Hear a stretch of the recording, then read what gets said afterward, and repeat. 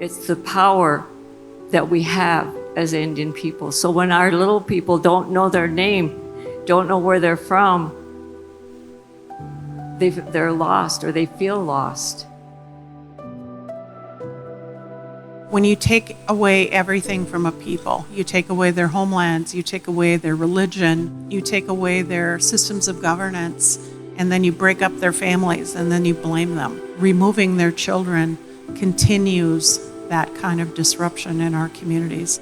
Child welfare is really slow to acknowledge that. You know, that families need help and assistance. They need concrete resources. Most tribes don't want their kids to end up outside their community. They just need supports to keep them home.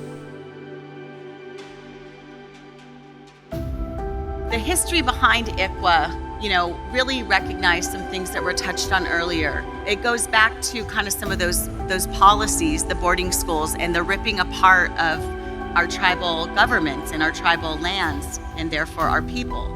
And there was a recognition that there's no resource more vital to the continued existence and integrity of Indian tribes than our Indian children. If you rip the children out, and the numbers were staggering at the percentages of Indian children that were just taken, rounded up literally like cattle, and taken away for the sole purpose of taking away their native identity so that they could live like the non-Indian, like white people lived. That was the sole purpose. There's no dispute about that.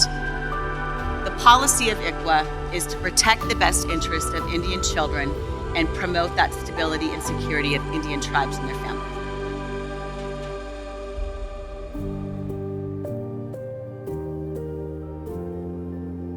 And this is where you guys fit in, because it's bringing both worlds together. And as both worlds together with mind, body, and spirit, when they were asking about what color, we're all related. We're all family. And today we need to work together to heal this generation. There is something in collective healing that is incredibly powerful. And in that identity, and knowing that you're working on behalf of the community. The thing is, in child welfare, it's very siloed, and your professional and your personal life aren't supposed to mix. In our communities, it's one and the same, and you need to be authentic in the way that you choose to practice social work. Child welfare needs to become more humanized and to recognize the harm that child welfare removal does, because I think for a long time it was about saving kids, but kids weren't being saved.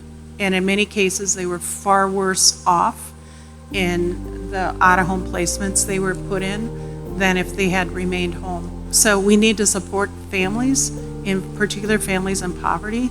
And some of that is just giving people resources and then really working on healing trauma, generations of trauma caused by genocide, and acknowledging that, the role the system has played. Having seen the repercussions of life before ICWA and after, as within my lifetime, I saw that. I know the importance of this. Acquainted with some of my other people from other tribes and even other people that I've known within our own that had no protection for that. Some of the people that I knew, having no identity, they were clearly native peoples, they clearly looked native and all of that, and had no idea of their own being, of their own identity. And they sort of yearned for it because true, they grew up with loving families, but they still were looking for that identity for their own people. It all starts with the youth, I'm 26 and I feel like a baby all over again, reconnecting to my culture. Now, had I grown up with that, maybe I'd be doing something differently and maybe I'd feel differently about myself. I'm taking that journey on now, but it's important for the youth that you start to interact with, that you make sure that that's being nurtured. I heard once an Alaskan elder say, when you know who you are less likely to harm yourself. I know that it works. I know that being part of your culture, learning your language keeps you safe. It keeps you insulated.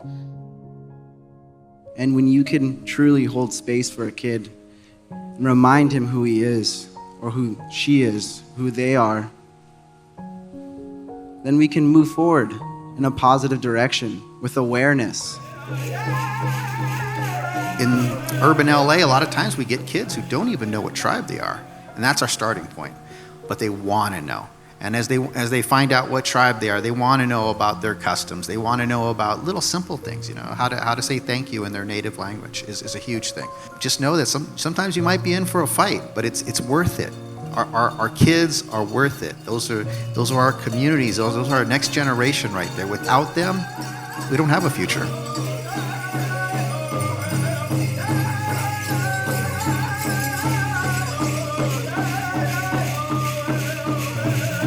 Welcome to the field. You definitely now have a family here if you're working in tribal social work. As social workers, do you all believe that people can change? Yes, right? Somebody asked me, how do we reduce the numbers in foster care? Quit removing them. Help the family where they're at the time that they're there. Because we keep talking about trauma-informed and the trauma impact, putting focus on that, we also have to acknowledge that there's a brain development gap for these families from the most fundamental years of their life when they're supposed to be nurtured and cared for and loved. When it's building their strength and confidence and sense of security on that foundation, it's a gap. It's either not there at all or it's filled with the opposite, right? And so their bucket's always overfilled with stress and fear, and they're always surviving in crisis mode. And the reality of that is that they don't know that they're surviving in crisis anymore because that's just their normal. And it's normal in their house and it's normal in their community, and for a lot of people, that's just life. And so the reality is that when you come into their home and we're talking about like, this is unsafe, what you're trying to create that change is what feels unsafe to them because there's no platform in that for them to draw from. You got to start thinking outside the box. You got to start coloring outside the lines because when we're working with community, there was no lines. We put the lines on them, right? Community and relatives don't go away just because we sign a piece of paper. And I think sometimes when social workers see a family presenting with fear, they think resistance, which is not a word we should ever use with our clients. They are not resistant. They are experiencing challenges and barriers, and they're vulnerable.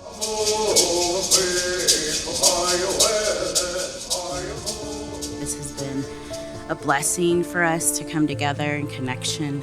This is what community is about. This is how we resonate the future generations by what we are doing today energetically.